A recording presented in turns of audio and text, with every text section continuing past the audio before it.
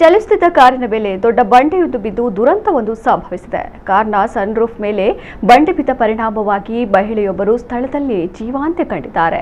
ಮಹಾರಾಷ್ಟ್ರದ ಘಾಟ್ ಪ್ರದೇಶದ ಮಾರ್ಗದಲ್ಲಿ ತಮ್ಹಿನಿ ಘಾಟ್ನಲ್ಲಿ ಈ ಘಟನೆ ನಡೆದಿದೆ.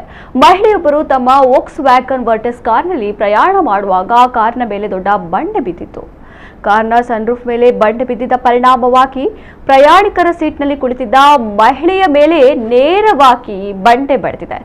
ಬಂಡೆ ನೇರವಾಗಿ ಮಹಿಳೆಯ ತಲೆಗೆ ಬಡಿದ ಪರಿಣಾಮವಾಗಿ ಸ್ಥಳದಲ್ಲಿ ಆಕೆ ಸಾವನ್ನಪ್ಪಿದ್ದಾರೆ. ಮೃತ ಮಹಿಳೆಯನ್ನ 43 ವರ್ಷದ ಸ್ನೇಹಲ್ ಗುಜರಾತಿ ಎಂದು ಗುರುತಿಸಲಾಗಿದೆ.